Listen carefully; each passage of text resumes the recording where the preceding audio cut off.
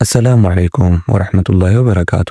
ዛሬም በሌላ ታሪክ ተመልሰናል። ይህ ታሪክ በግፍ ተወንጅላ ከቤት ስለተባረረች አንዲት ምስኪን ሴት በየመንገዱ እየለመነች ሳለ ከአንድ ምስኪን ለማኝ ጋር ትዳርን መሰረተች።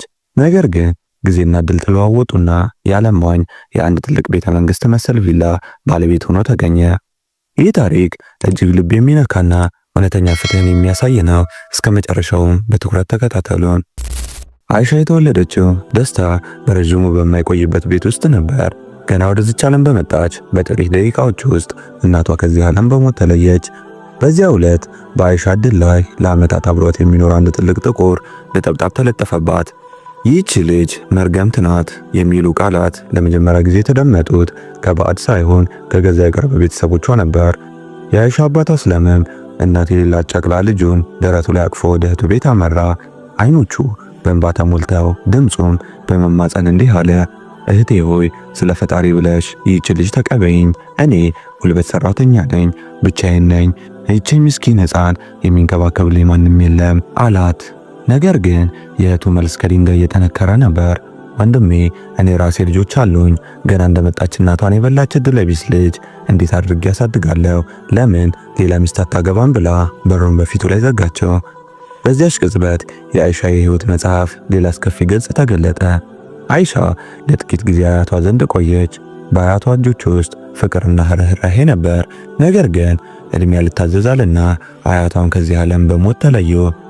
ከአያቷ ሞት በኋላ በአጎቶቿ ሚስት እጅ ወደቀች። ስድብ፣ ዝቅጠትና በየቀኑ የሚደርስባት ውርደት የዕለት ተዕለት ህይወቷ ሆነ።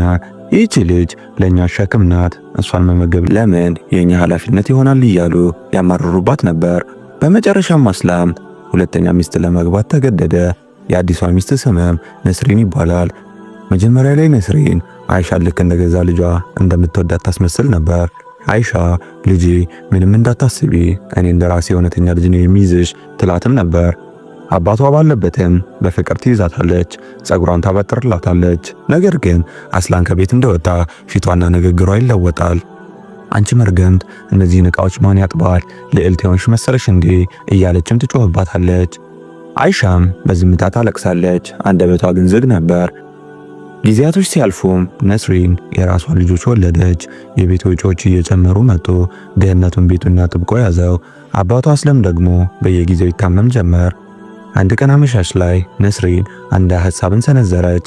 ስማኝ አስላም፣ አሁን ኑሮ በጣም ከብዶናል፣ የመድኃኒት ገንዘብ እንኳን ሊሞላልን አልቻለም ስትል አስላም በከፍተኛ በረሃብና በድካም ስሜት ታዲያ ምን ላድርግ? ሰውነቴ ሊታዘዝልኝ አልቻለም አላት። ነስሪንም በክፉ አይን አይሻን ተመለከተቻትና አይሻ አሁን አድጋለች፣ 16 ዓመቷ ነው፣ ለምን ስራ አታስጀምራትም አለችው። አስለምም በጣም ደነገጠ። እባክሽ ተጠንቀቂ ልጄ፣ በሰው ቤት አትሰራም ብሎም ጮኸ። ነገር ግን የነስሪን ከንፈሮች ላይ አንድ ክፉ ፈገግታ ታየ። ይህ ፈገግታ የሚመጣው ታላቅ የማዕበል ምልክት ነበር። አይሻም ይህን ሁሉ በዝምታ ትሰማ ነበር። የእውነተኛ የህይወት ፈተና ገና አሁን መጀመሩን አላወቀችም ነበር። አስላም በኩራት ቢናገረም ነስሪን ግን በስሌት እንዲህ አለች። ታዲያ በረሃብ እንለቅ እንዴ? ትናንት የባለ ሀብቱ ሚስት መታ ነበር። በቪላ ውስጥ የከብት በረት የሚያጸዳ ሰው ይፈልጋሉ፣ ጥሩ ይከፍላሉ፣ የዓመት እህልም ይሰጣሉ ስትል አስለም ሊከራከር ቢሞክርም ነስሪን ግን ንግግሩን አቋረጠችውና ባለቤቶቹን እኮ ለዓመታት ታውቃቸዋለህ፣ በመሬታቸው ላይ ሰርተሃል፣ በጣም ጨዋ ሰዎች ናቸው። አይሻ እዚያ ደህና ትሆናለች፣ ማታ ማታም ወደ ቤቷ ትመለሳለች፣ ለእኛም ትልቅ እገዛ ይሆናል አለች። በመጨረሻ የድህነት ጫናና የነስሪን ጣፋጭ መሳሪ ንግግሮች አስለምን አሸነፉት።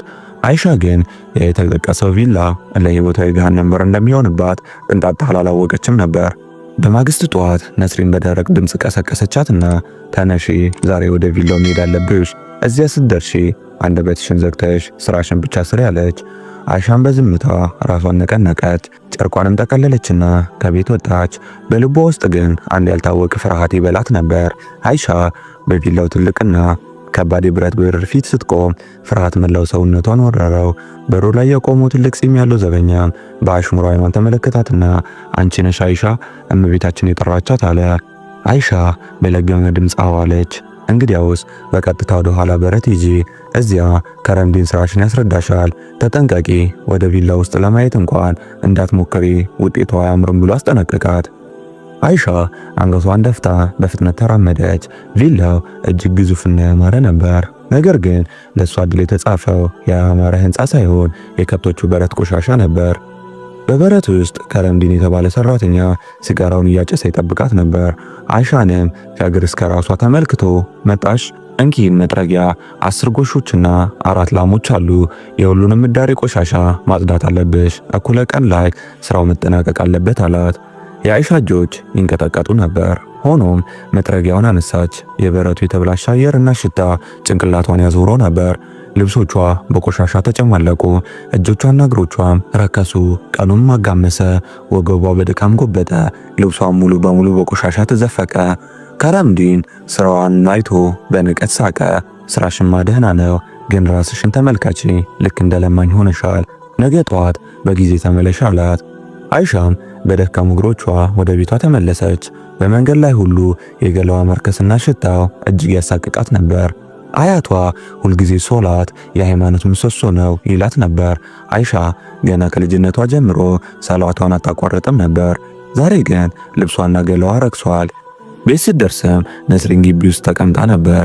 መጣሽ የባለቤቴ ልጅ፣ እስኪ አምጪ የምናገኘሽ አለች። አይሻም እማማ ዛሬ መጀመሪያ ቀኔ ነው፣ ደሞዝ የሚከፈለው በወር አንዴ ነው ስትላት፣ ነስሪን ግን ባዶ እጅሽን መጣሽ፣ ደግሞ ሽታሽ ራቂልኝ ብላ ጮኸችባት።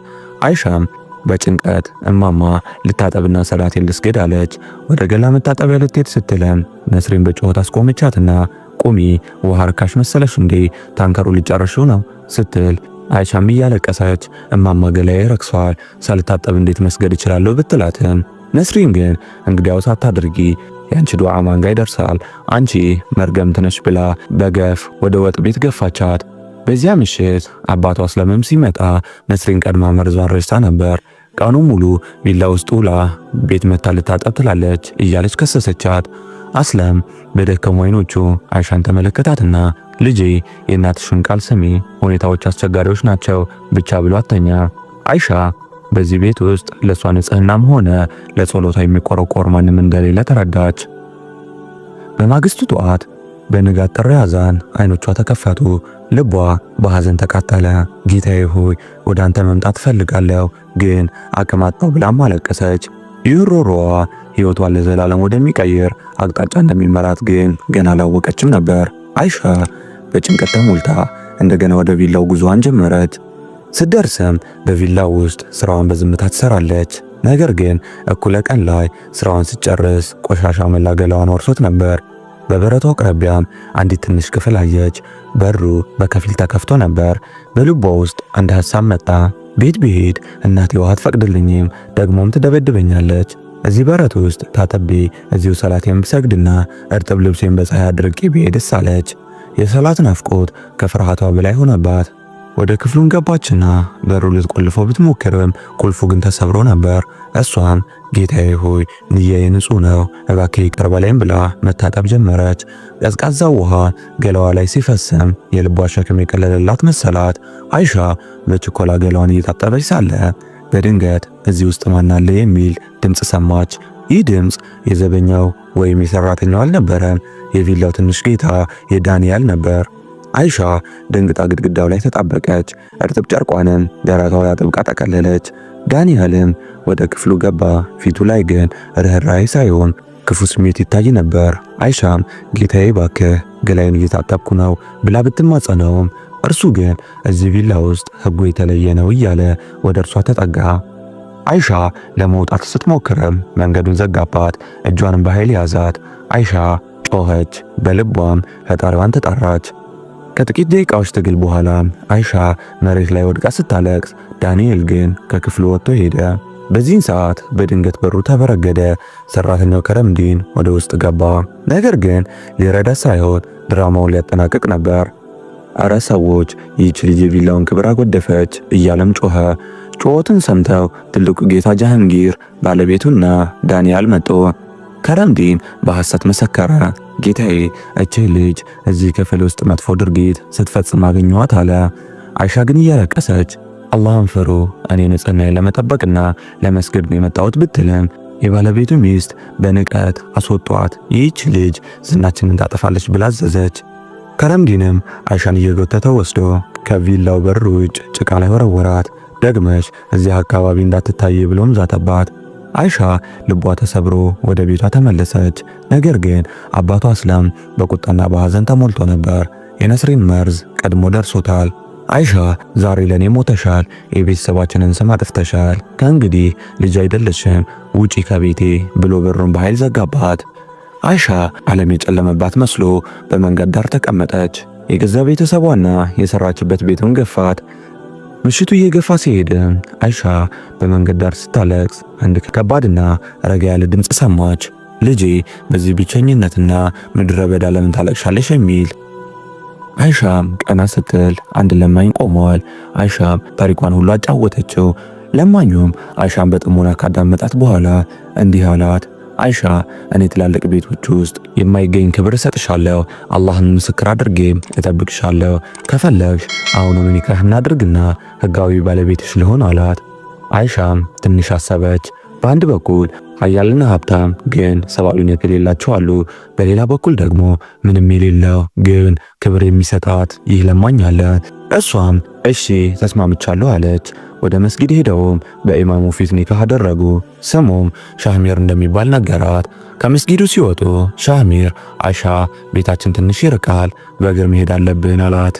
አይሻም እየተከተለችው ሳለ በመንገዳቸው ላይ ቤት የትኛው ነው? እኛ የምንሄደው እኮ ወደ ባለሀብቶች ሰፈር ነው አለችው። ሻህሚር ግን አትፍሪ ደርሰናል አላት። በመጨረሻም ሻህሚር አንድ ግዙፍና በሚያምር የብረት በር ፊት ቆመ። አይሻ ስታየው አጥንቷ ድረስ ተንቀጠቀጠች። ያ በር ከጥቂት ሰዓታት በፊት የተባረረችበት ያ የጃሃንጊር ቪላ ነበር። አይሻም በቪላው በር ፊት ስትቆም ጩኸቷን አቀለጠችው። አይሆንም፣ በፍጹም ለምን እዚህ አመጣኸኝ? አንተም የነሱ ሰው ነህ፣ ልትሸጠኝ ነው እያለችም አለቀሰች። ሻሚር ግን በረጋ ድምፅ አይሻ መኝኝ፣ አላህ ቤት ቃል የገባሁልሽን ፈጽሞ አልጥስም። ይህ ቪላ ካሁን በኋላ ያንቺ ቤት ነው አላት። ወደ ግቢ እንደገቡ ያክፉ ሰራተኛ ከረምዲን በዱላ መሬቱን እየመታ መጣ። አንቺ ለማኝ እንዴት ደፈርሽ? ደግሞ ይህንን ለማኝ ባልሽ አድርገሽ መጣሽ። አሁን ውጡ፣ ካልሆነ አጥንታቸውን ሰብሬ ለውሻ ሰጠዋለሁ ብሎ ወደ ሻህሚር ተጠጋ። አይሻም በፍርሃት የሻህሚርን ልብስ አጥብቃ ያዘችው። ነገር ግን ሻህሚር እንዳለት ጸንቶ ቆመ።